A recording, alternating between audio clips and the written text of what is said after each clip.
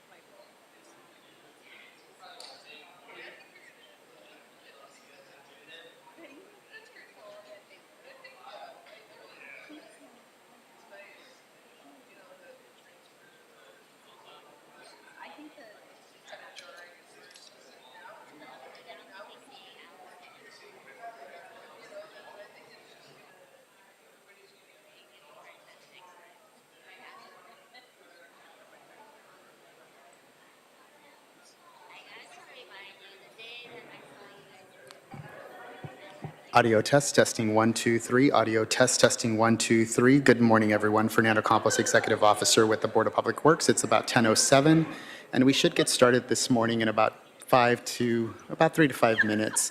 We do have a special recognition today honoring 3 retirees, Peter Mesa, Jose Perez, and Randy Torres. For today's agenda, we have item number 1 presented by Julia Sanchez de la Vega, item 2, Ohaji Abdallah, item 3, Brian Powell, item 4, Lawrence Almasad, item number 5, Robert Huning, item 6, Angelo Gopal, item 7, from the Bureau of Engineering, Jonathan Carroll, Bureau of Sanitation, Nancy Lanton, and Bureau of Street Services, Melinda Chow. Nothing to report for BCA and BSL. And item number 8, Erica Blyther. For members of the bureaus that are joining us as bureau representatives, thank you for joining us this morning. Sandy, Quinn, David, and Roosevelt Bagby, thank you all for being here. Should the board have any questions for your bureau, we will open up those audio lines for you at that time. Sandy, I'm just going to select you. If you can just confirm that you can hear us on the Zoom application, if you can just open up your mic. Yes, I can. Thank you, Pam. Yes, I can. Thank Great, you. thank you. Good morning. Again, this is Fernando Campos with the Board of Public Works. For today, for Friday, August 25th, 2023, we should get started in the next minute. At this time, we're going to identify any members of the general public that would like to provide general public comment or commentary on any of the items for today's agenda. If you can please raise your hand at this time by pressing *9, or if you're joining us through the Zoom application, you can click the raise hand icon located at the lower right-hand side of your screen. If you're joining us here live in person at City Hall on the 3rd floor, there are speaker cards located at the back end of the room. You can go ahead and complete that speaker card and submit that over to me at this time. We will go ahead and add you to the queue for general public comment or commentary on any of the items for today's agenda. Last call for members of the general public that would like to provide general public comment or commentary on any of the items for today's agenda. If you can please raise your hand at this time by pressing *9, click the raise hand icon if you're joining us through the Zoom application, or submit a speaker card at this time. Seeing no hands raised and seeing no one approaching the front desk, we'll go ahead. Vice President Villegas, you do have 4 commissioners. President Garcia is on an approved absence this morning. I can go ahead and get started with the recording. Thank you. All right, well, welcome everyone. Thank you for joining us for the regularly scheduled meeting for the Board of Public Works on August 25th, 2023. Dr. Campos, if you can please establish a quorum. Absolutely. Fernando Campos, Executive Officer, establishing roll call this morning in quorum. We have Vice President Villegas, President Pro Tem Davis, Commissioners Corzan and Reyes. Vice President Villegas, you do have a quorum at this time. As I mentioned earlier, President Garcia is out on an approved absence this morning. Vice President Villegas, at this time, we do not have any callers on the line under general public comment. We also do not have any commentary under the neighborhood council comment section. Okay. Since we do not have general public comment or neighborhood council comments, we will then close those items. And we will move on to the approval of the minutes for August 11th. If we have a second to my motion to approve the minutes for August 11th. All right, Dr. Campos, we have a motion by myself and a second by Commissioner Reyes. If you can please take. Absolutely. We'll start the voting tabulation. We'll start with you, Vice President Villegas. Aye. President Pro Tem Davis. Aye. Commissioner Corzan. Aye. And Commissioner Reyes. Aye. This motion is adopted and carries unanimously. Thank you. Okay, thank you. Well, welcome again, everyone, to the regularly scheduled meeting, August 25th. This month flew.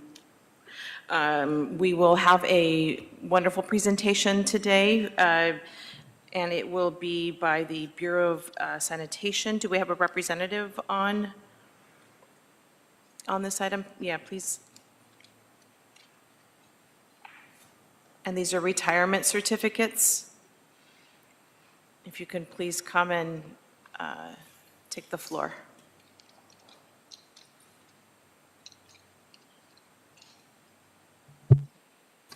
Good morning, Vice President Villegas. Good morning. I will, just for the edification of the public, just let everyone know that we have 3 retirements today that we wanted to honor from the Bureau of Sanitation, and we have representatives today that will give a little bit of background, and we're happy to see family here and beautiful babies here.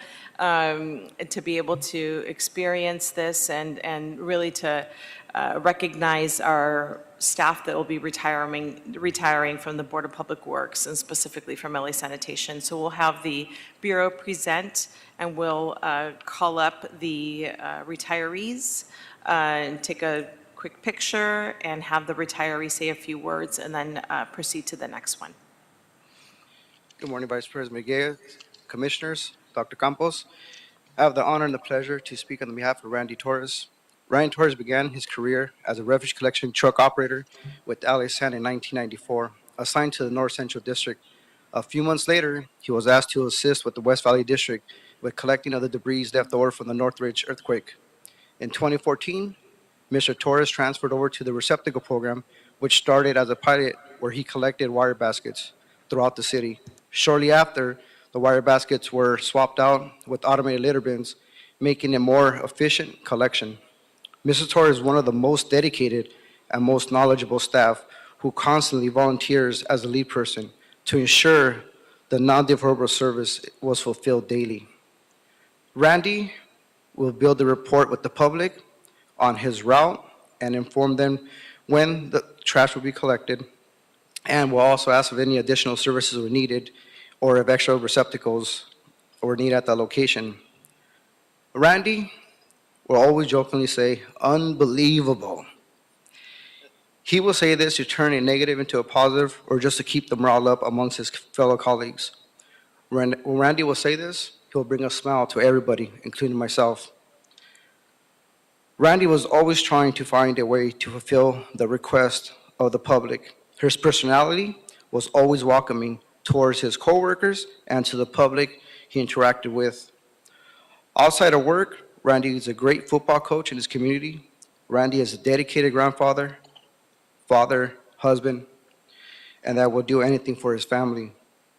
LA San would like to thank Mr. Torres for his 29 years of dedicated service for the city of Los Angeles. We thank you for all your hard work and continuous efforts to promote a safer and cleaner city. So thank you, Randy.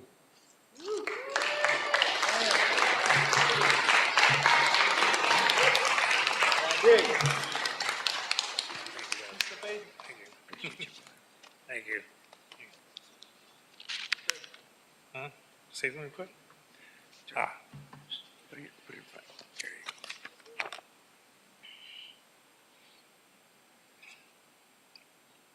go. That's it. First of all, I just want to say thank you all for this day. I don't know what to say. It's been a nice journey. I'm going to miss everybody, all my bosses that I've worked with throughout these years. It's been an awesome journey. Like I said, working for the city of Los Angeles, and I'm grateful my kids are working here, and hopefully they continue on the Torres legacy that I have. That you've given them the opportunity to be part of this great city, and I'm just honored and I'm proud to be part of this. Thank you.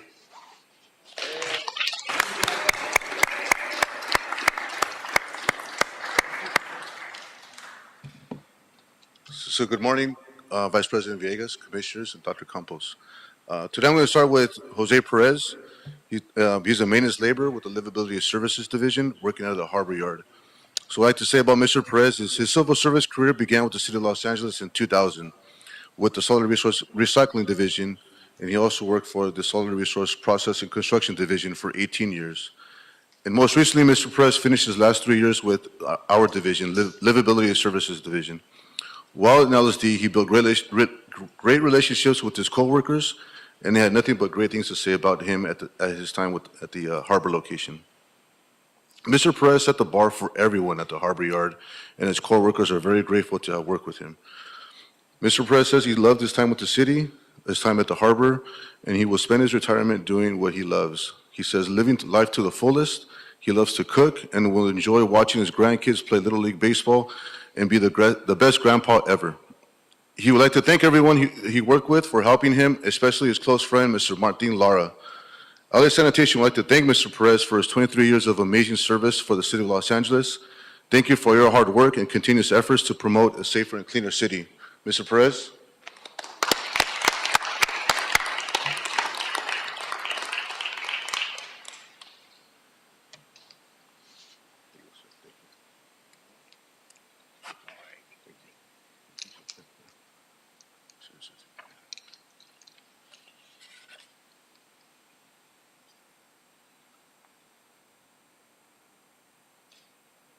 Thank you, sir. Thank you. Thank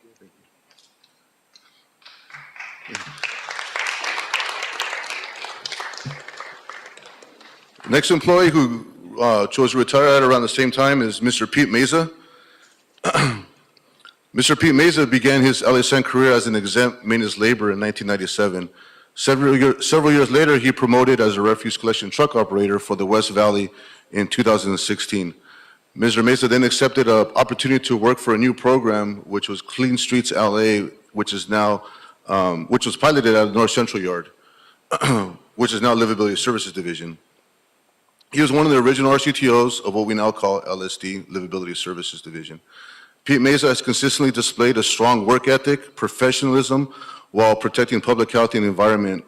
LASAN thanks Mr. Meza for 18 years of amazing service. We appreciate all your hard work and continuous efforts to promote a safer and cleaner city. Thank you, Mr. Meza.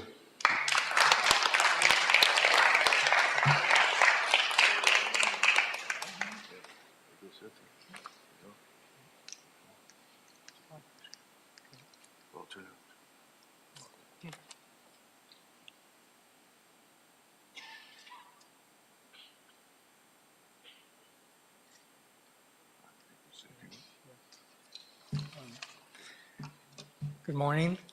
I'm just thankful to have been given the opportunity to work hard at a job that is worth doing. Thanks to the City of LA. I'll always remember this till I leave this earth. Thank you.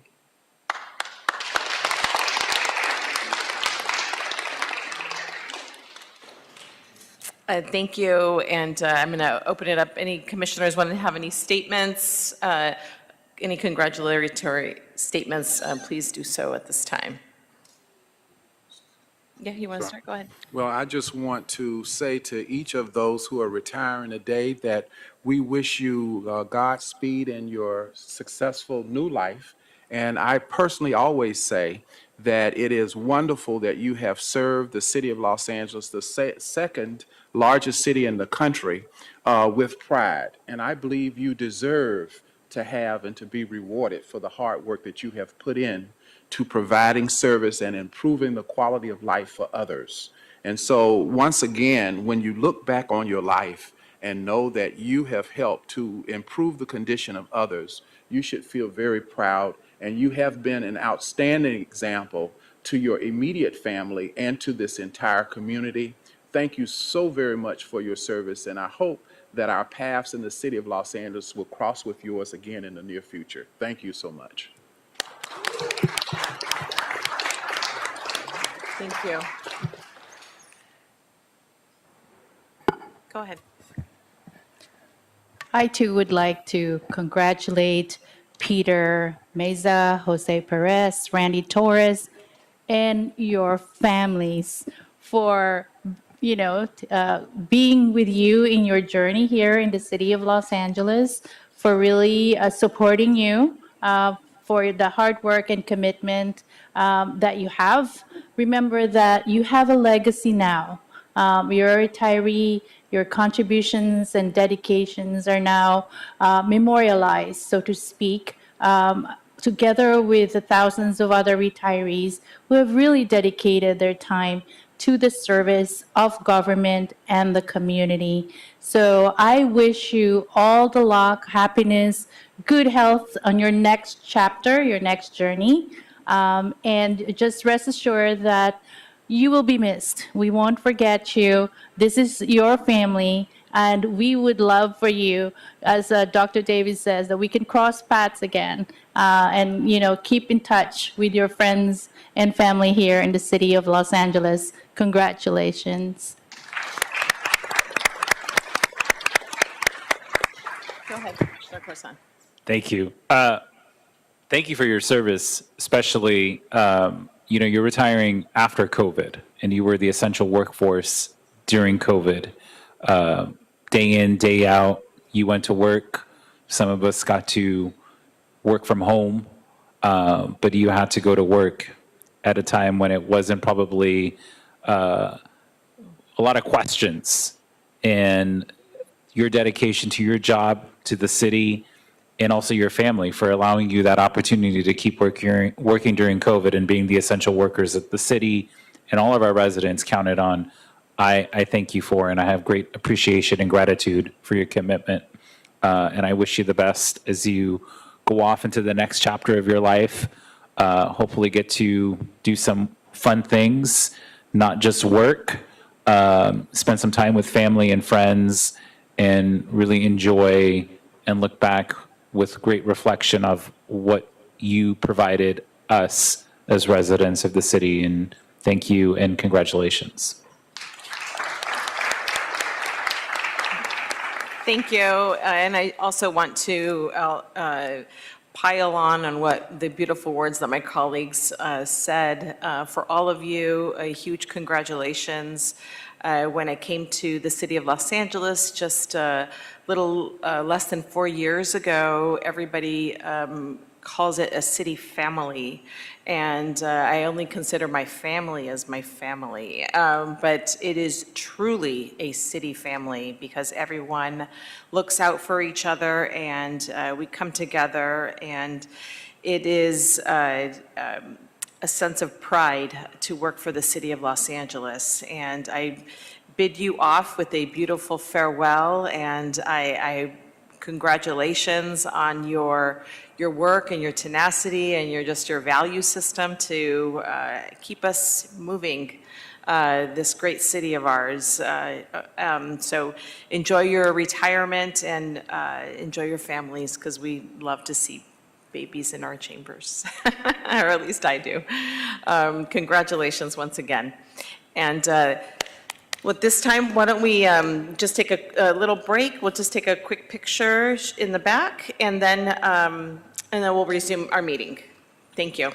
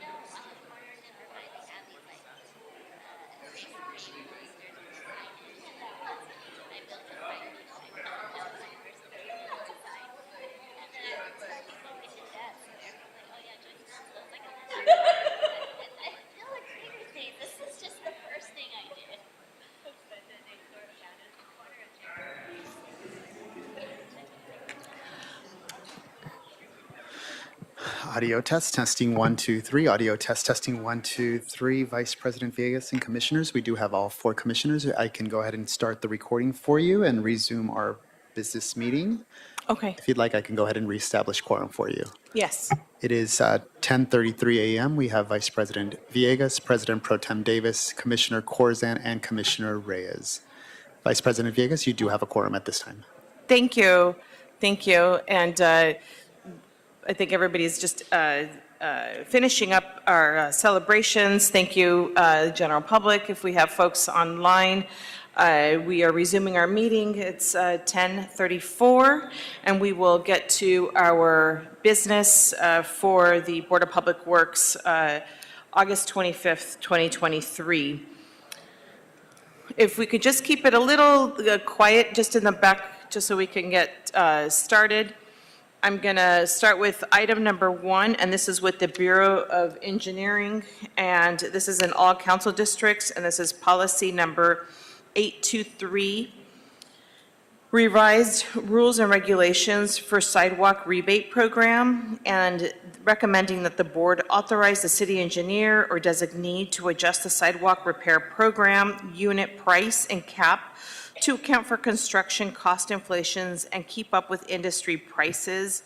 And number 2, authorize the city engineer or designee to establish the program for voluntary improvements only, and find that the improvements that are required as a condition of the permit to obtain a certificate of occupancy or that are required by any mechanisms not eligible for the program.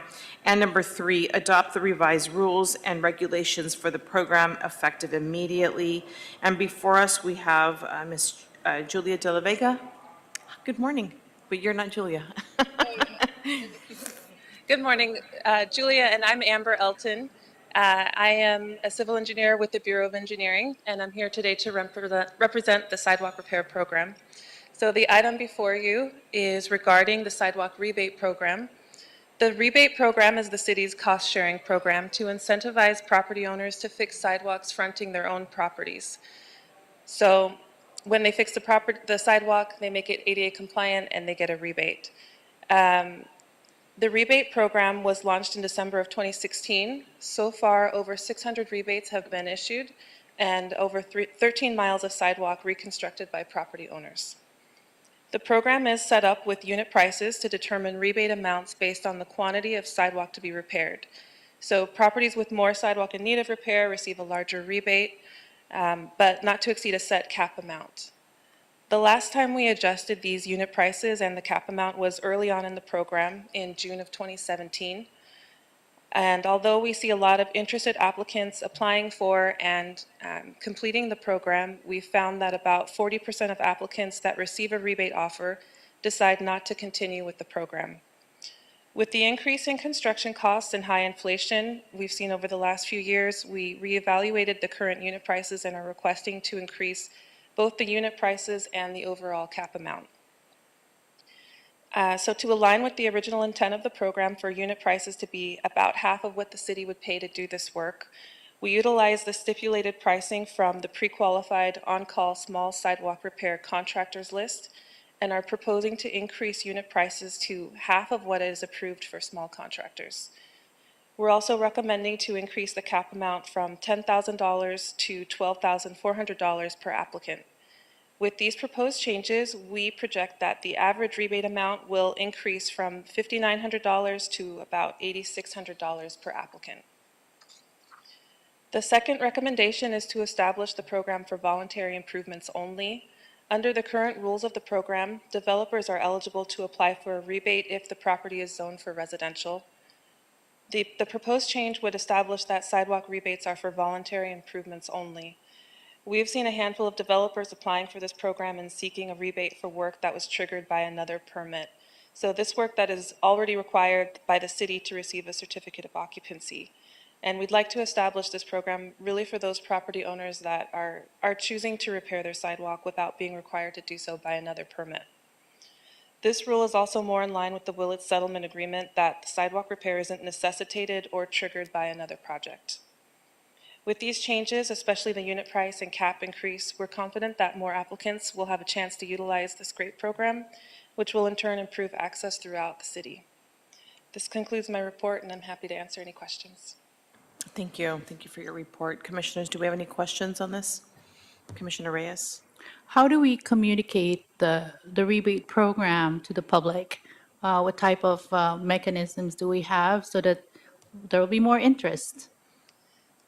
So we have our sidewalks website, which outlines all of our sub-programs for the sidewalk repair program, as well as the articles that are in MyLA 311 where applicants can apply for these programs. We plan to also work with BOE's Director of Communications and with the PAO to coordinate our outreach efforts for the changes to the program. Thank you. Any other commissioners have questions? Okay. All right. Thank you for your report. I don't have any questions either. This is something that's necessary and that will benefit both the public and just improvements on our sidewalks. And keep up with the going rate for cost of inflation. And go ahead. Have a data system that gives us an assessment of reported sidewalks that are in disrepair? We don't have such a data, do we? That would be probably difficult. Yeah, the sidewalk repair program through the access request program maintain data and address all of the eligible access requests that come into the program. Streets LA, they maintain the sort of report a sidewalk database, so they have the data for requests that have been submitted that are regular requests by the general public that aren't submitting as a person with a mobility disability under the access request program. There also are initiatives. The Bureau of Engineering is currently reporting back to the City Council for a plan and methodology to move forward with a pilot sidewalk assessment that would test different assessment methodologies as well as the different techniques, as well as what would be effective in the different communities throughout the city, to potentially recommend a citywide sidewalk assessment that would begin a citywide inventory. But yeah, at this time, it's just being considered for a pilot level. Okay, so we do have a vision of expanding it and being more comprehensive in our assessment. But Yes, we do absolutely. have in highlighted areas tools by which we highlight certain areas that have been reported to us. Correct? Yeah, we have we maintain on our website data regarding the location of the requests we receive, and we also for the requests we receive perform field assessments and maintain that data available on the condition. Thank you. Thank you for that question. It's good just to be able to at least put it on for record. All right, commissioners, do we have a motion to approve this item? Okay. All right, Dr. Campos, we have a motion by by Pro Tem Davis and a second by Commissioner Reyes. If you can please take roll. Yes, let's start the voting tabulation. We'll start with you, Vice President Villegas. Aye. President Pro Tem Davis. Aye. Commissioner Corzan. Aye. And Commissioner Reyes. Aye. This motion is adopted and carries unanimously. Madam Chair, would you like to move this item forward forthwith? Yes, please. Thank you. Thank you. Thank you. Have a good rest of the day. All right, let's move on then to item number 2, and that's in Council District 11, and that's a task order solicitation, a task number 85, Task B. Sparano and Mooney Architects Incorporated, pre-qualified on-call consultants list, Mar Vista Recreation Center Pool and Bathhouse Replacement Project. And we have recommending to the board for number 1, authorize the city engineer to issue a task to Sparano and Mooney Architecture Incorporated from the pre-qualified on-call architecture and related professional services consultants list to provide architectural design and engineering service for the Mar Vista Recreation Center Pool and Bathhouse Replacement Project as stated in task number 85, Task B, with the budget authority of $1,400,043, including contingency. And before us, we have, excuse me, Ohaji. No. Oh, Haji's not here. I'm replacing okay. Haji this morning. Good morning, Good Vice morning. President Villegas, Commissioners, and Dr. Campos. I'm Marina Quinones, Bureau of Engineering. I'm here with Joyce. Sorry, Joyce. Joyce Marr. She's the project manager for the project. We are recommending the board issue a task order solicitation 85 to Sparna Mooney Architecture for the Mar Vista Recreation Center pool and bathhouse replacement with the budget authority of $1,400,043. The project is located in Council District 11. It is owned by the Department of Recreation and Parks. The scope of work includes the demolition of an existing pool and bathhouse. The current bathhouse is outdated and the layout does not meet today's user needs.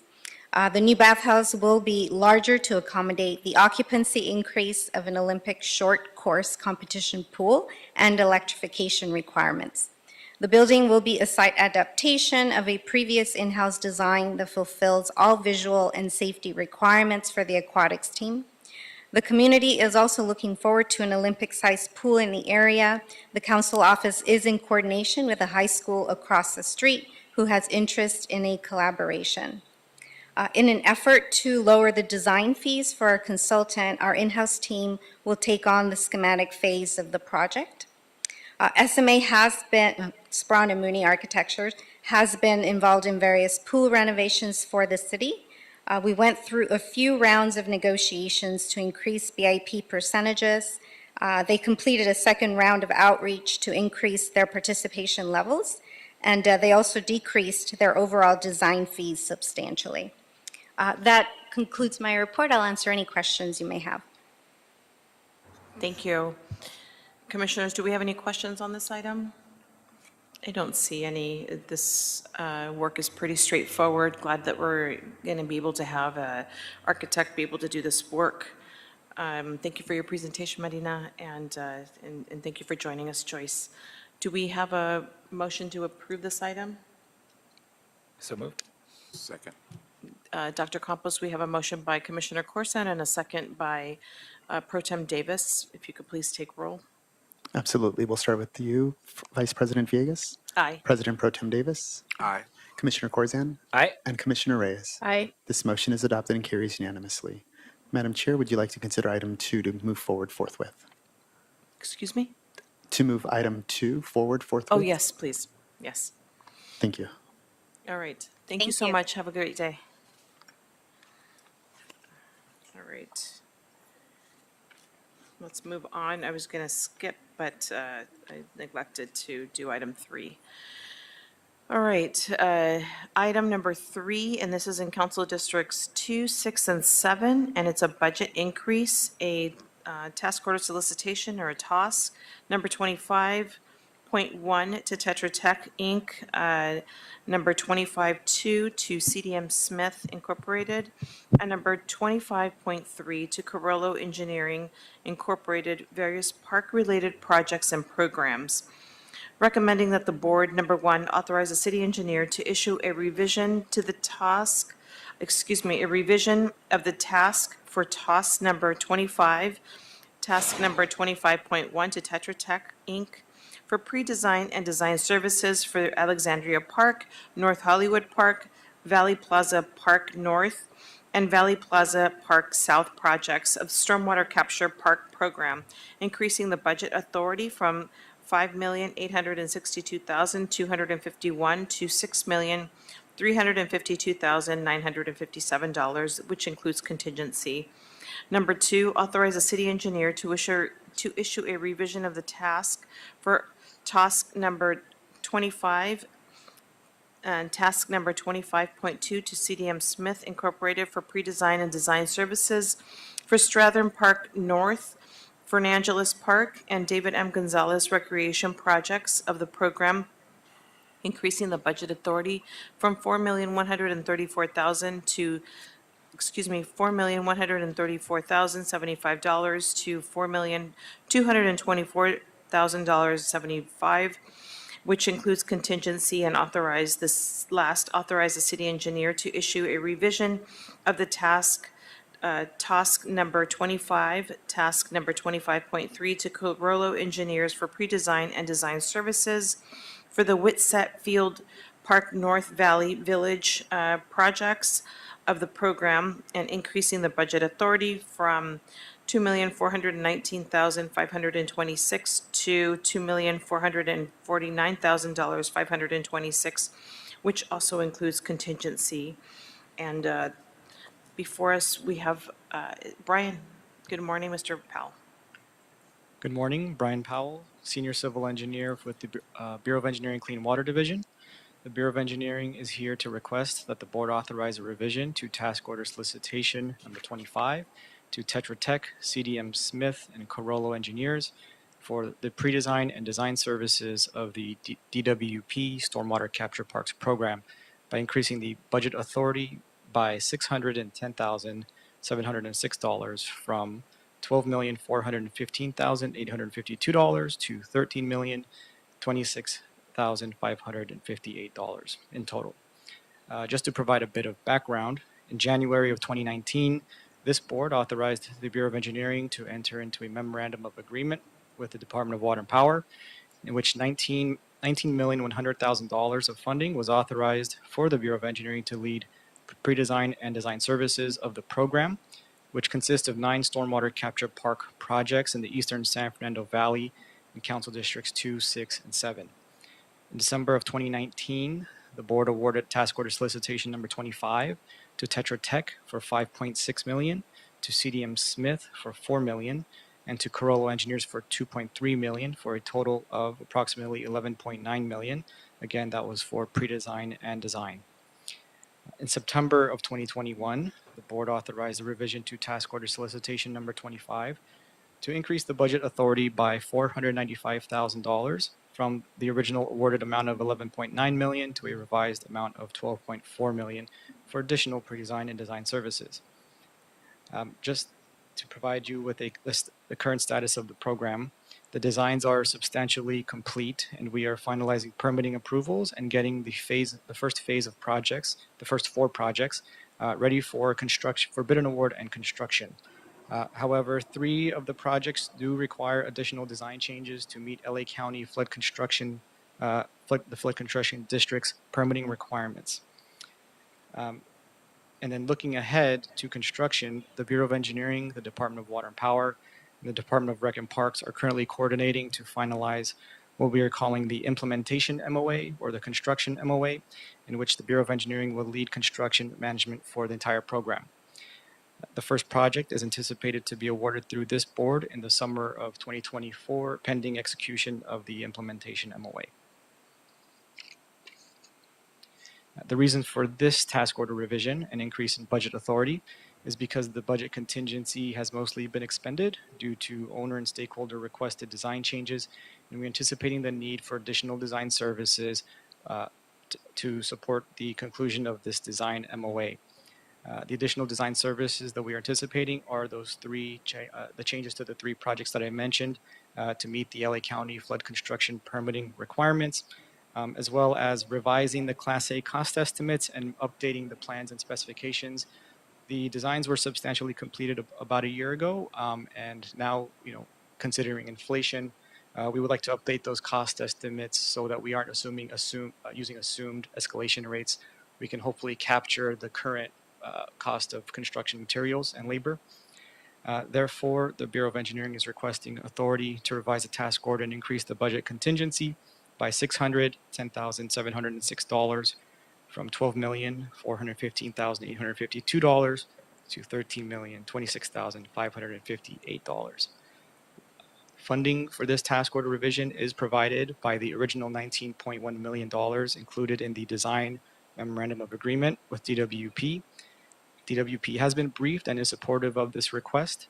And just to wrap up with the business inclusion program, so far over the last number of years, all 3 consultants, CDM Smith, Corollo, and Tetra Tech, have complied with the business inclusion program and the city's anticipated participation levels. We do have one minor shortfall. The disabled veterans business pledge or minimum requirement is 3%. CDM Smith started at 1.5%, but through all the additional work, they've bumped that up to 2.5%. So they are improving in that regard. That concludes my report, and I'm ready to take any questions. Thank you so much for your report. Commissioners, do we have any questions? Pro Tem Davis? No, No questions? Okay. All right, I don't see any lights on for questions. Appreciate this report. The increase is, I saw it in the report, I think it's like a little over 610,000. Correct, 610,000. Yeah, and, these are projects that are currently funded. I'm familiar with them. We've approved them, some of them through our Safe Clean Water program, but understand these are a transfer of funding from Department of Water and Power for this design work. Correct.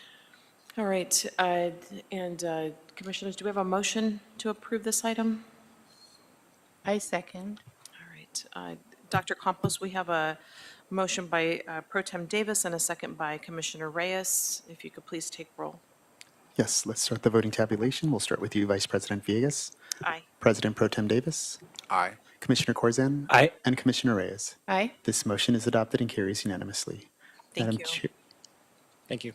Madam Chair, would you like to consider item 3 to move forward forthwith? Yes, I should have let you Thank you. finish, yes. Thank you. All right, have a good day, Mr. Powell. All right, now we can go on to item number 4, and before us, this one is in Council District 4, 5, and 13, and this is a contract award, street lighting conduit only project, Unit 12, high voltage conversion, recommending that the board, 1, declare Servitec Incorporated the sole bidder to be responsible bidder, and award the contract for this project for $1,840,095. Number 2, forward a copy of this report to the affected council district offices. And number 3, authorize the president or 2 members of the board to execute the contract after approval as to form of all required documents has been obtained by the city attorney. And before us, we have, are you Mr. Excuse me, Al-Masood, yes. Al-Massad? Yes, Yes. Welcome. thank you. The floor is yours. Good morning, everyone. Once again, I'm Lawrence Al-Masood with the Bureau of Street Lighting, High Voltage Projects Division. I'm here to recommend award of the Street Lighting Conduit Only Project Unit 12 to Servitec Electric, the sole bidder. This project will install new street lighting conduit and pole boxes to facilitate the future conversion of the existing high voltage street lighting system to low voltage by city crews. The pole boxes on this project will be buried to help mitigate copper wire theft.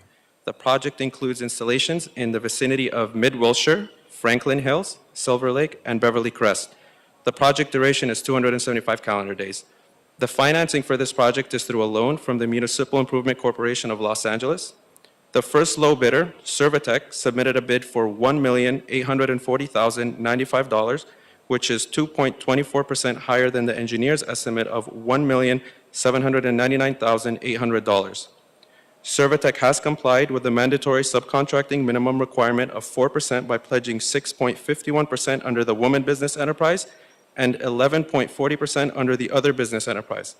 This bidder has met all the requirements of the bid and was found to be a responsive and responsible bidder. The bid bond for this project is still valid. Therefore, in view of these findings, we are recommending that the board award Servitec the contract for this project. This concludes my presentation. I'd be happy to answer any questions you may have. Thank you. Pro Tem Davis? Yes. Can you tell me, in terms of the scope of work, what is the goal of what we're doing in this project?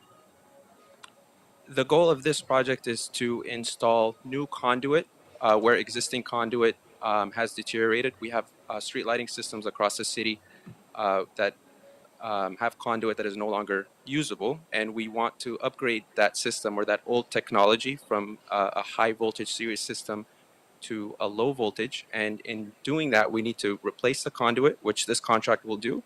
And then our own city crews will go back in the future to install the new system wiring, which is low voltage, to facilitate that conversion. So it's essentially a system upgrade. So by implementation of this new technology, it will make it more energy efficient in terms of the cost of operating the functioning of lighting in that area. Is that- Absolutely. Uh-huh. Absolutely. Now, in terms of the execution of the project in and of itself, how long will it take for us to implement this technology in that location? How long is it 6-month project? Is it a year project? How long will it take us? 275 calendar days is okay. approximately the time it would take for this project to Okay. finish construction. So, and we are going to be working closely with the contractor. So once we know they finished installing conduit for in a specific area, then we're going to alert our own crews to go in and make those conversions. So the technology is already there. The LED units that they're going to use to replace that old high voltage system with HPS lights or high pressure sodium, those high voltage systems. So it's going to be done almost simultaneously. So as soon as the conduit goes in and inspection is okay, then our yard's going to go back in and implement this technology. Great.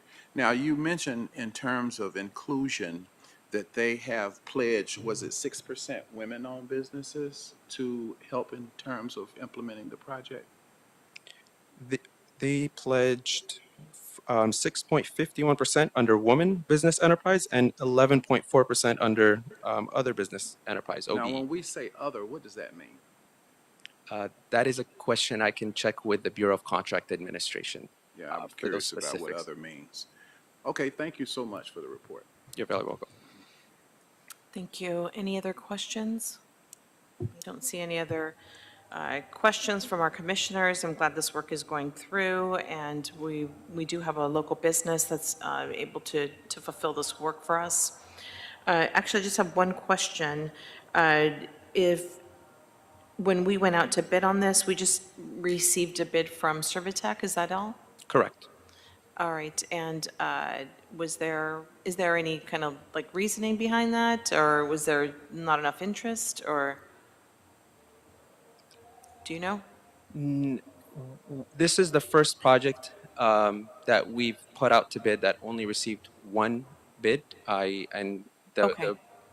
We've had similar projects that we put out to bid in the past that have had multiple bids, but this is, for this specific project, why it only received one, I'm not too entirely sure. Okay, all right, thank you. And it's probably,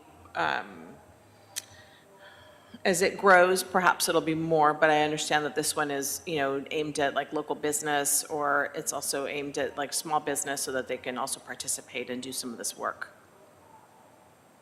Could you repeat the question one more? Just a statement. Okay. Yeah, just a statement, yeah, thank you.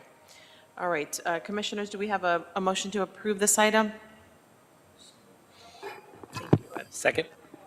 Thank you. And Dr. Campos, we have a motion by Pro Tem Davis and a second by Commissioner Corsand. If you can please take roll. Absolutely. We'll start the voting tabulation. We'll start with you, Vice President Villegas. Aye. President Pro Tem Davis. Aye. Commissioner Corzan. Aye. And Commissioner Reyes. Aye. This motion is adopted and carries unanimously. Madam Chair, would you like to consider item 4 to move forward forthwith? Yes. Thank you. All right, thank you. Have a good day. Thank you very much. Have a nice day. Thanks. All right. Commissioners, let's move on then to item number 5. And this is a motion, and it's for all districts, and it's an AFE, and this is Bureau of Engineering and Office of Accounting are requesting the board approval and execution of an authority for expenditure in the amount of $29,715 for encumbering funds for advance payment of renewable subscription for on-site license and online services and products, includes access to ASTM standards and test methods via a custom online portal for the period covering September 1, 2023 to September 1, 2024. And before us, we have Mr. Robert Hunning. Hunning. Yes, the floor is yours. Thank you. Thank you. Good morning. My name is Robert Hunning, and I'm a Civil Engineering Associate 4 with the Bureau of Engineering.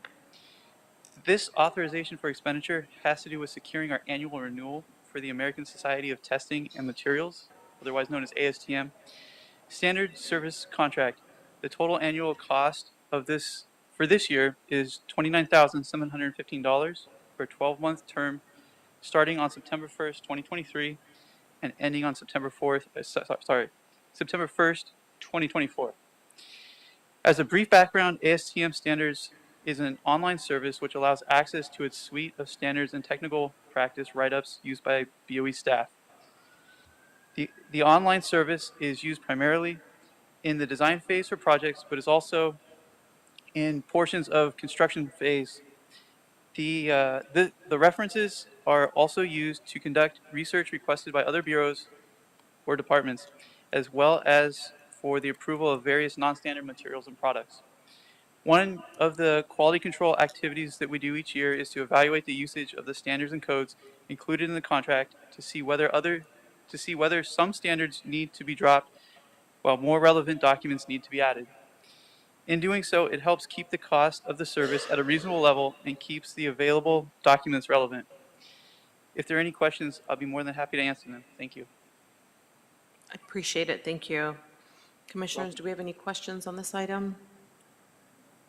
Seems pretty standard and information that we obviously need. Thank you. I'll move this item. Do we have a second? All right. Dr. Campos, we have a motion by myself and a second by Pro Tem Davis. If you can please take roll.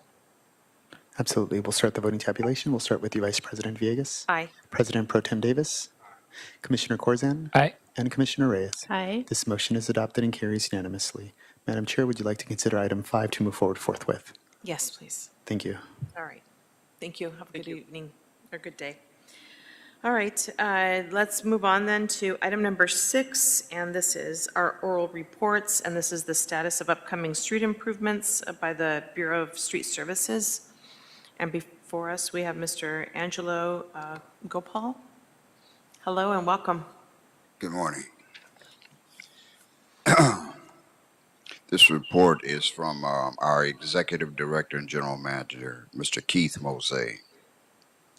This information is being provided to keep the public informed on the upcoming resurfacing projects and to minimize the impact on the community as well as any delays. For any additional information or concerns, you can contact our coordinating section for the of the Street Renewal Division.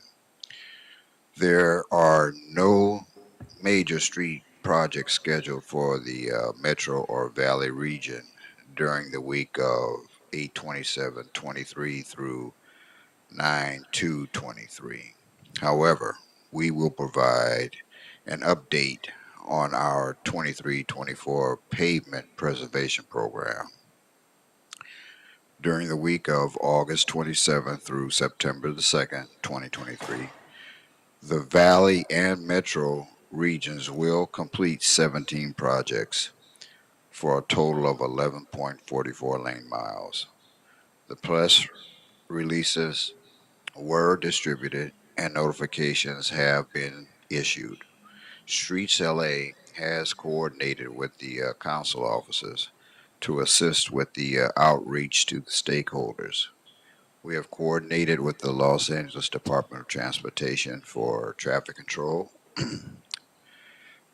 for assistance. The information is also available on the Streets LA website. And this concludes my report. Thank you. Great. I don't see any questions. We're good with this. Appreciate it. Thank you. All right, thank you. Thanks. All right, then let's move on to item number 7, and this is contracts expiring within 90 days. And we have 3 bureaus before us. We'll start with Bureau of Engineering. Don't go anywhere. And then followed by Bureau of Sanitation, and then Bureau of Street Services. And my understanding for contracts expiring within 90 days, we don't have anything to report by the Bureau of Street Lighting and Contract Administration. All right, so Mr. Jonathan Carroll, the floor is yours. Thank you. Good morning, Board. Jonathan Carroll, Bureau of Engineering, Project Award and Control Division. I'm here to give the oral report for the personal services contracts due to expire within 90 days from August 1st. Project Management Consultant Support Services for the Los Angeles Street Civic Building has 1 contract. Pre-qualified on-call contractors list for landscape architecture consultants, that's 11 contracts. 6th Street Viaduct Design Services during construction has 1 contract. The Silver Lake Reservoir Complex Master Plan Design Services is one contract. All 14 of those contracts will expire in the next quarter, and they will be archived when they expire. And that concludes my report. Okay, thank you. Do we have any questions on this item? I don't see any questions. It was pretty straightforward. Thank you. Thank you. All right, have a good day. All right, next we have Bureau of Sanitation, Nancy Lanton. Hello and welcome. Good morning, Commissioners. Nancy Lanton from LA Sanitation and Environment. LA Sanitation is reporting on contracts expiring within the next 120 days, and this is for August 2023. Sanitation does have 3 contracts expiring within this time period. The first contract is going to be renewed. This is with Geo Environment Technologies, Inc., which expires September 27th, 2023. This is the contract for specialized expert assistance in developing the Terminal Island Renewable Energy Project. LA Sanitation is amending this contract to extend the term for an additional 5 years. Your board did approve the amendment to this contract in June, and this amendment is currently under review by the mayor's office. The next 2 contracts will not be renewed.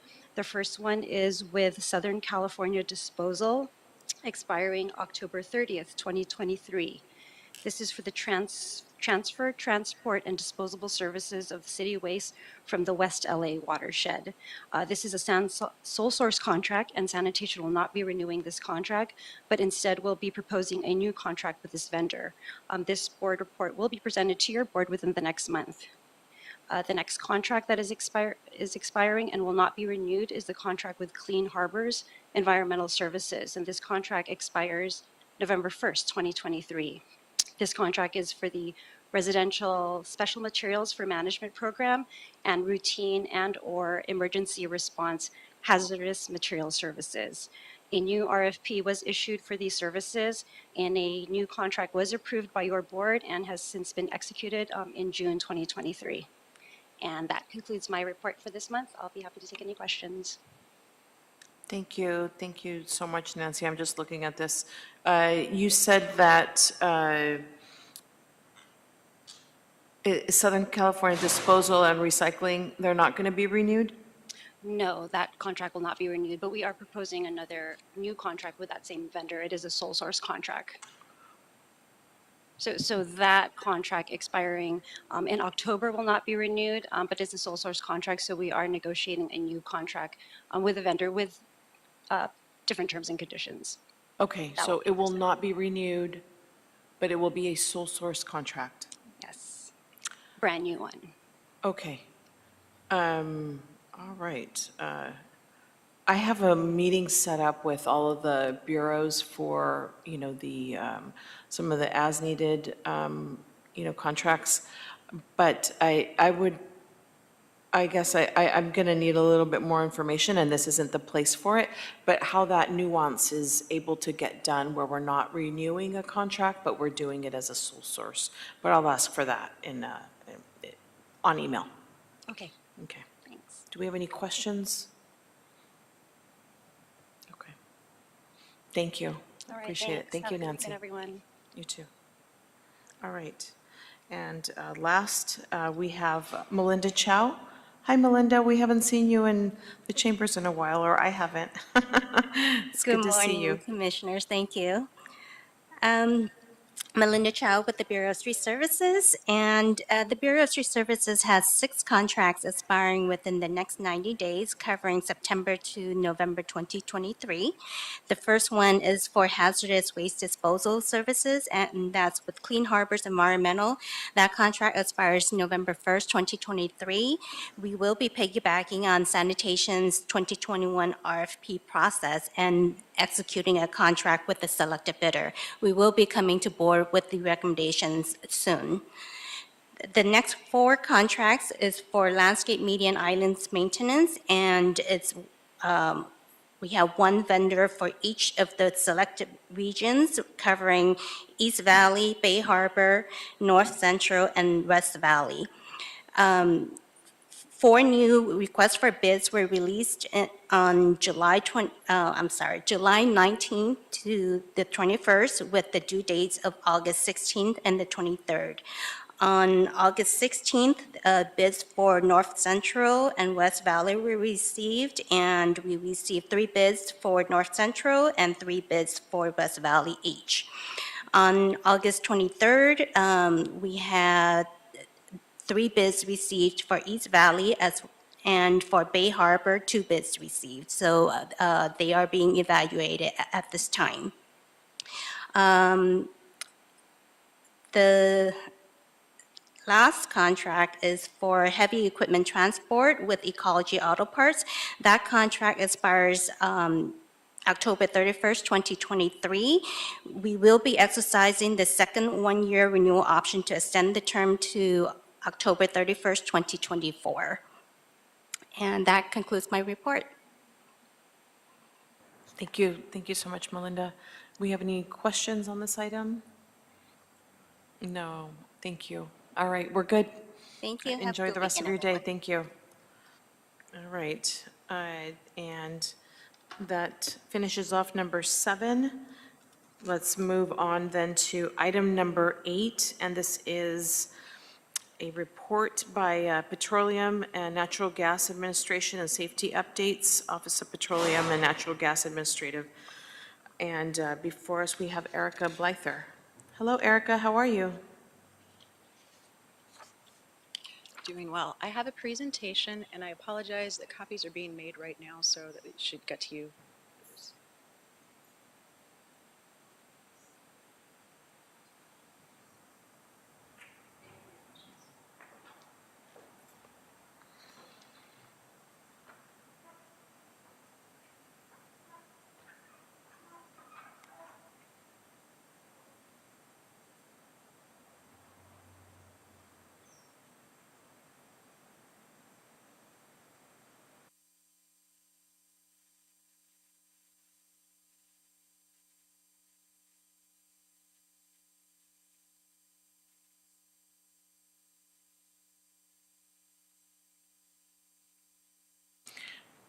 For members of the public, we're just getting a presentation online.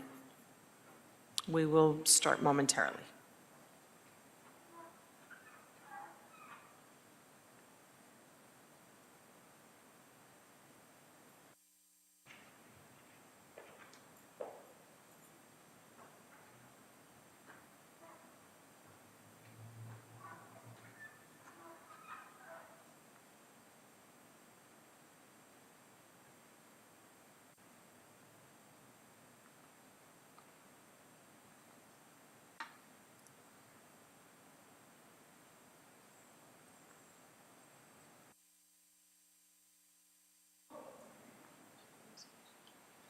Thank you so much, Dr. Campos. Well, thank you. Ready to give this presentation. So I just wanted to give an update on the activities that have occurred in the past 6 months or so. So the Office of Petroleum and Natural Gas Administration and Safety, or Petroleum Administration, has continued to work with various activities, including work on the drill sites. So in particular, we have what are our, oh yeah, you can advance to the next slide. Thank you. So we are working on things related to drill sites, in particular the Allen Cove drill site. There are monthly meetings with agency and stakeholder engagement. We attend those, and there have been also some concerns about the Murphy drill site, and there is a planning case review. So we've been working hand in hand with planning on that. As far as revenue, the Pipeline Franchise Group has continued to bring in revenue, and as of August 17th, 2023, we've collected approximately $535,000 from the January billings, and in March, approximately $4.7 million. And there's additional payments in late fees. We are working towards a long-term franchise renewal study, and so that is something I'll be talking about later. One other item that we are receiving revenue on is the SoCalGas franchise. In 2022, we received a total of $54.7 million. And in 2023, the first quarter has been quite high, and it's been $41.9 million. We're continuing to work also on Vinico Pipeline. Can you just speak up to the mic? Oh, sure, sure. Do you want me to repeat or continue? No, it's okay. Go on. We're following you with the Okay, presentation. Sure. And the Vinico Pipeline is one that is the responsibility of Public Works to abandon. So we have a contract that we're working with, and we're doing pre-planning work to make sure the abandonment is happening properly, and that will be making sure the pipeline is free of materials such as oil or gas and will not leak out into the property, and then will be filled with inert material. So we're doing the pre-planning studies right now. We also continue to work with our refineries, and so we attend quarterly meetings with the Marathon Refinery as well as with Phillips 66. And there's also quarterly interagency task force meetings that we attend to ensure safety and operations, as well as concerns about air quality. There have been several departmental requests. We've worked with Rec and Parks, Los Angeles Fire Department, City Administrative Officer, as well as a number of council districts, particularly CD1, CD5, and CD15. We also have been working hand in hand with city planning. As mentioned earlier, they're going through planning case reviews for the drill sites, but also on their ordinance. As far as policy, we continue to attend Baldwin Hills Community Standards District meetings, and in particular, the Environmental Justice and Health Assessment Study. We also attend AB 617 Wilmington, Carson, West Long Beach, as well as South LA community meetings, as those are all areas that have oil-related information. We also attend Rule 1148.2 working group meetings. That rule is recently revised. And we also attend LA County, LA City Just Transition Task Force meetings. As far as community engagement, we continue to work with the Mayor's Office for the Department Chief Sustainability Offices, as well as we recently had we also deal with community public records requests, and recently we went to the Board of Public Works Career Fair. Next slide. Oh, Fernando, thank you. Yeah, so these are some pictures of us, staff that attended the career fair recently in March. And next slide, just showing some pictures of the team. This was a training that we attended in June. And we all participated in the budget. So this is our budget team. And I just wanted to give you, next slide, thank you, an overview of the top priorities for the office. So number one is currently the amortization studies.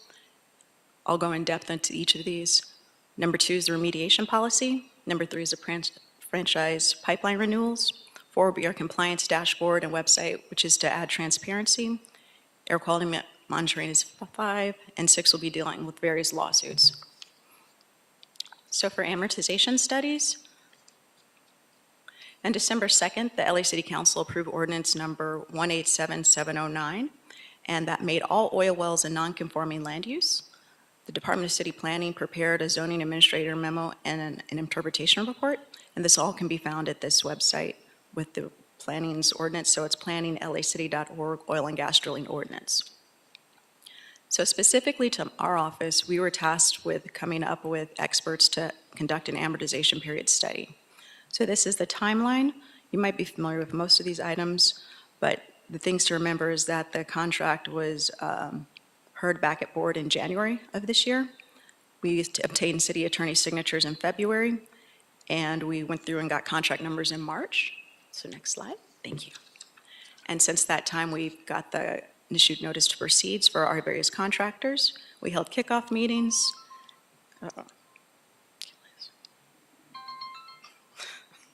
Thank you. We held kickoff meetings, and then insurance was issued. There's some insurance issues, as there are always different things, making sure we're conforming with the city's standards.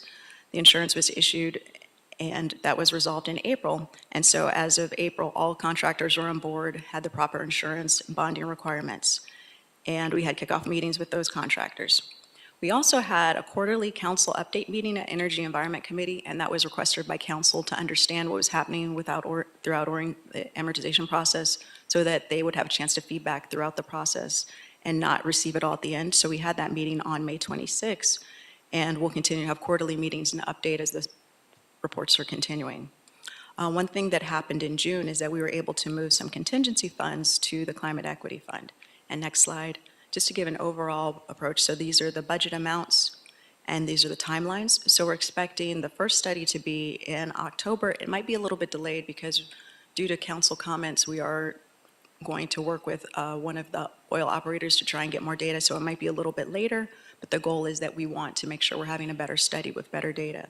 So that will be on October 2023, possibly November. The next studies are a little more in-depth, and so those will be October of next year. And we are expecting also at some point to have a compliance dashboard that will be able to showcase some of the information.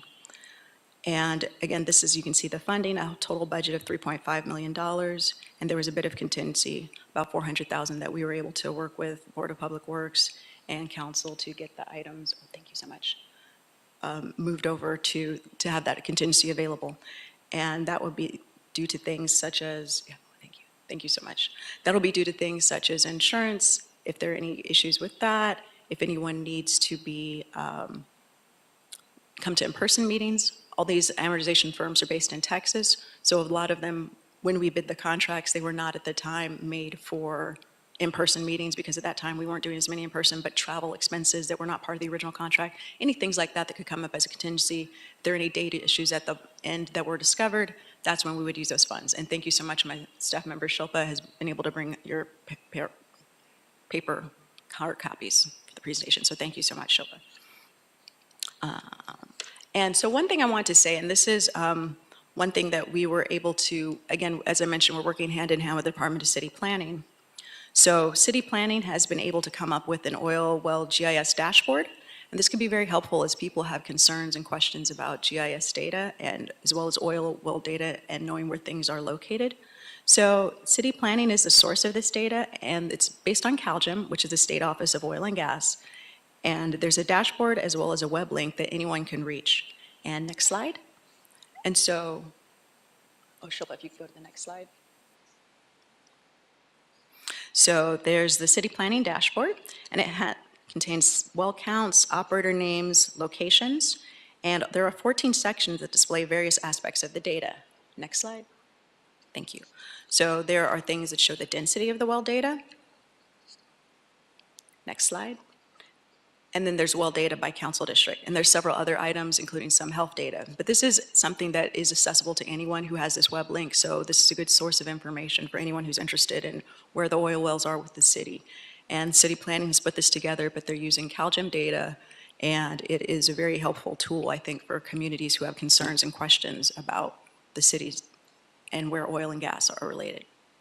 So number 2 item, the next slide. Thank you. The second item is the remediation policy. So this one was also part of the original instructions from City Council with 170447, instruct the Office of Petroleum and Natural Gas in collaboration with Department of City Planning and to LAFD to draft a new city policy to ensure proper plugging and abandonment of wells and comprehensive site remediation to be completed within 3 to 5 years of those sites ceasing active oil production, with the intention of ensuring oil companies bear the responsibility for abandonment and remediation. The Office of Petroleum and Natural Gas should identify which city departments should play a role in oversight of site remediation and explore collaboration with the Los Angeles Regional Water Board, California Geologic Energy Management Division, South Coast Air Quality Management Division, and the County Department of Public Health in this process. So we've been working to do a number of things related to this policy. The first thing was to build staffing. And next slide. You can see the timeline of the activities we've done. So the process is to meet and interview the relevant agencies, and then we're going to write up the findings and recommendations. And so we're working to find if there are any gaps or areas that the city can be in and make sure that we are holding operators responsible. And so they're not just declaring bankruptcy and walking away. And we know that's a big concern throughout the state of operators walking away from their responsibilities. So these are the numbers of meetings we've had. So we've met with a number of agencies throughout the spring and summer. And next slide. And so the next steps are that we're going to schedule meetings with a few more branches of the relevant agencies, and all these agencies are large, and so sometimes we met with one particular group, and then they say, oh, actually, we need to talk with that section too, and that section too. So we're having follow-up meetings, and then the next thing is that we'll have policy writing, make those agencies have a chance to review that, and then CEQA discussion. Because if we are writing a new policy that's going to change the way the city works, we'll need to have a CEQA analysis done too. And also working with city planning, of course, in that process. Next slide. For pipeline franchise renewals, this is something that was part of Council File 210065. And so the initial idea for this was an oil extraction tax. That portion did not move forward, but the focus relative to fee studies for the supervision of ongoing oil and gas operations, permitting fees, insurance requirements, and other related matters did move forward. So we recently had the city attorney come back with a change in the LA admin code. And the change was request the city attorney to prepare an ordinance modifying the Los Angeles Administrative Code section to increase franchise pipeline application fee from $6,000 to $10,000 and require that it's replenished by the franchisee after each use. So that will help us with making sure that we're being cognizant of cost recovery issues and making sure that as the franchises take more time or more effort, we are able to be made whole financially. So this was adopted in 2022, late 2022 by City Council, and just 2 weeks ago, the Energy Environment Committee adopted that. And the next thing is that it will move on to Rules, Elections, and Intergovernmental Relations Committee. After that, we plan to bring forward the franchises to the city, to the Board of Public Works, get new terms and renew those franchises, because several of them are in holdover status. Next slide. Thank you. And so the next thing is that we're going to be working on our compliance dashboard and website. Staff is currently drafting RFPs for that. And again, that idea is to have transparency on not only of where the oil wells are, but also their compliance. So there are a number of agencies such as the Fire Department, South Coast Air Quality Management Division, CalGEM, that do regular inspections. And the idea is that to combine all of that data so that when people are concerned about the drill sites, they have one place to look and they can understand what is the compliance history of this location. Have they had numerous violations? Have they had no violations? What are the issues there? So that's the idea behind that. Air quality monitoring has been something that we're also very concerned about and the public is very concerned with in the drill sites. And of course, number 6 is, again, the various lawsuits that we're dealing with. Some other work that's not related to this, but is still important, you might have seen, next slide. Next slide, thank you. And one more, thank you. Recently, there was an article in the LA Times as CalGEM came out with its state abandonment program. So approximately 5,300 likely orphan wells throughout the state. And orphan wells are wells where there's no operator or other responsibility party to pay for the costs. And so those are called orphan wells or idle deserted wells.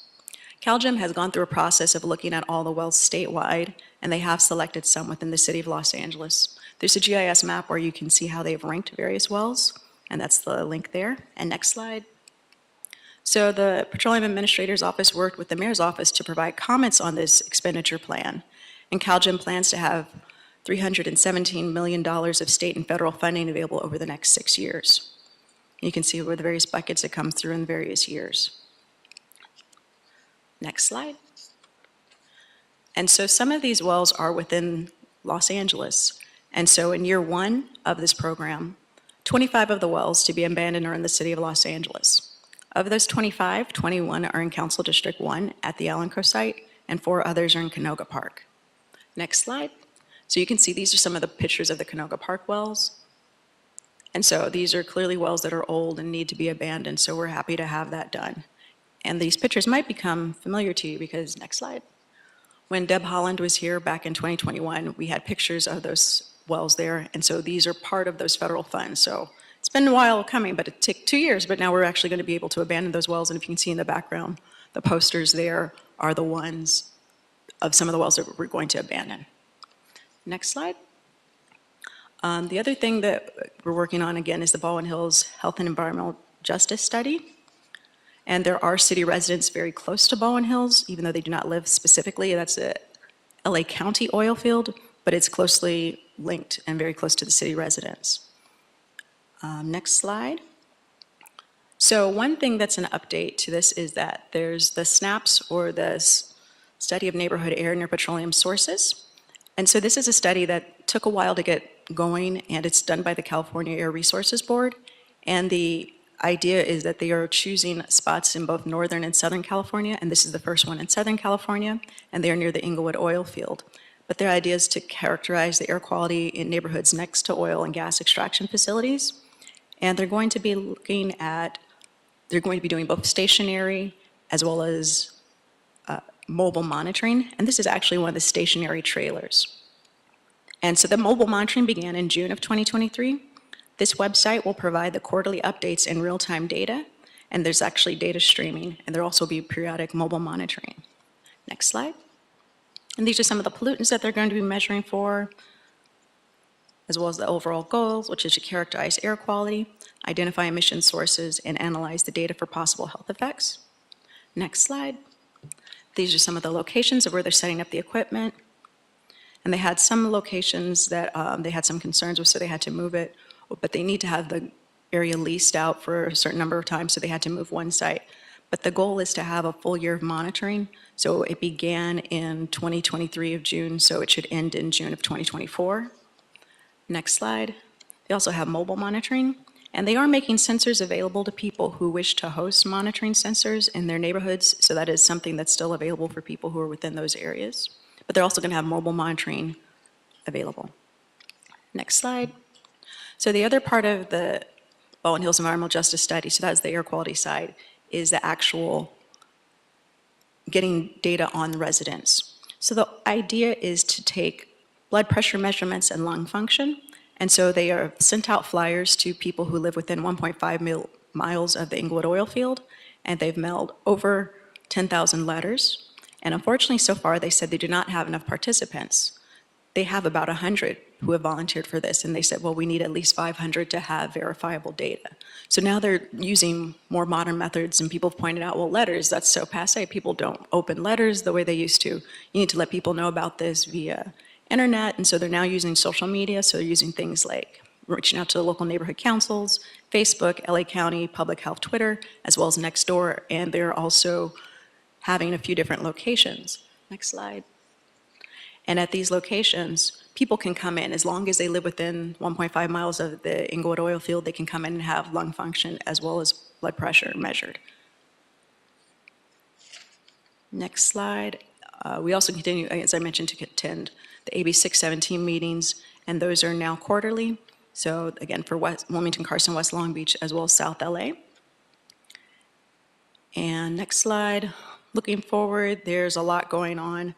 Again, we hope to bring the long-term pipeline franchise agreements to the board fairly soon as that is approved by the last committee and then City Council.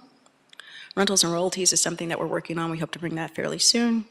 Again, the compliance and transparency program for the drill sites. And we'll continue to participate in various other activities and meetings. And the next item that I want to mention is staffing. And so we have had an update. Next slide. So you may remember Amanda. She had her baby in November of last year. And next slide. Due to personal issues, you can see a picture of the baby. She's had to take she's had a lot of issues related to caretaking with her child's health. And so she's decided to resign. And so she offers her heartfelt thanks for every bit of support and things that she's received here at the board. And she really appreciates all the time and effort that everyone's put into things. So thank you all for that. And she said she just really fondly remembers her experience. And we said we'd be happy to hire her back at some point if she'd be able to. But for now, her main focus is going to be on childcare responsibilities and caretaking. So just wanted to announce that to you. So we'll be going through a hiring process. And it's a big loss because Amanda brought a lot of knowledge as well as a lot of good energy to the team.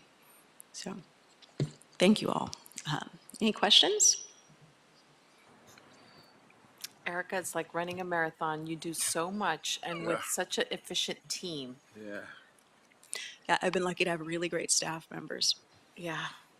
And hopefully Amanda can get adjusted or, deal with all of this and, just the newness of like family and things like that. And, we, like you just said, welcome her back.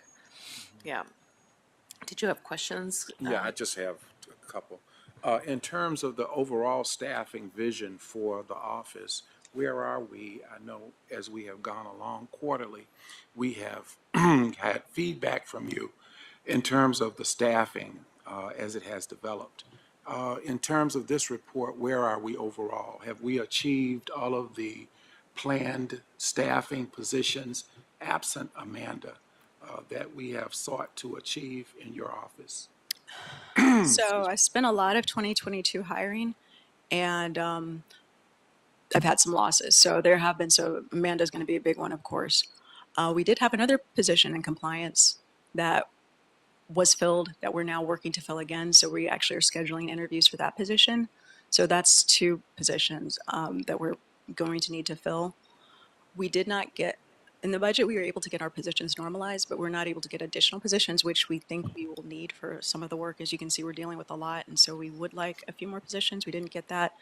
We'll request that again in next year's budget. But so at this point, it's two positions. But there's also movement going on citywide. We recognize there's a lot going on with a lot of new positions being created after SIP.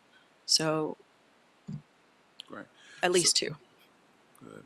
As we look at the report that has been given this quarter, what would you say as the director of the Office of Petroleum and Natural Gas have been our strengths and weaknesses as you have assessed them from the work that we have discussed today? Where do you see us in terms of what our strengths are and our weaknesses? One or two is sufficient. Well, I think a weakness definitely is the specificity of oil and gas information. And that's something that most people don't have. So it's been there's a long learning curve to understand the oil and gas information. And it's a lot of really in-depth details. And so it's a big investment to bring someone into the office and train them. And for them to leave, it really does set us back quite a bit. So that's been a weakness, is trying to bring people up to speed, trying to get them training. If someone walks out the door, it's a huge loss. One of the strengths is, I guess the same thing, is we have a lot of really detailed knowledge about oil and gas issues. So as we know, there's been a turnover in the mayor's office and city council districts and everything. I've received a number of requests of people saying, oh, what's the history of this? What's the background of this? What's that? How does this relate to that? So educating new members of city council, their staff members, as well as planning, different members of the mayor's office. It's a lot of time spent educating those different and bringing new people up to speed. All right. Thank you for the report. Appreciate it. Certainly. Yeah, and thank you for your question, Pro Tem Davis. And you should shed some more light just on kind of coordinated effort that we need just from other departments, just to be able to get full information on all of the oil wells. I have just a one quick question on the SNAP program that you're doing with the Air Resources Board. Is the intent on that program ultimately to make it accessible to the public? So that program is, the idea was to be some in Northern California, and there were a lot of delays with pandemic. They had initially wanted to start in 2020 at the Inglewood oil field, but the idea is, yes, they're having public meetings, so they had a public meeting in June, and that was open to anyone. What I saw at the meeting was not a lot of regular people, but a lot of people I'm seeing at all these meetings. So it's like, oh, these are the experts who know all this stuff already. But the idea is this website is available to anyone. And that was one of my comments to them, is make sure that you're breaking down this information for the common person who doesn't understand and doesn't have this technical background, so they can understand, what does this mean? What do these pollutant levels mean? How does this really affect me? And so that was the idea. But they do have a public website. They're working to get more user-friendly materials. Okay, thank you. I don't have any other questions. I think that, all the information that you covered, especially just the amortization study, I think that's probably taking most of your time, and just bringing in a lot of more detail and revenue to the city. I don't have any other questions, commissioners. Do we have any others? No? Yeah, thank you for the report. Yes, thank you all. Thank you for your patience. Appreciate it. Yeah, thank you. All right. And Dr. Campos, does that clear the desk? Yes, it does. All right. We are adjourned with our meeting at 11:42, and we will not have a management meeting next. Okay, thank you. Bye.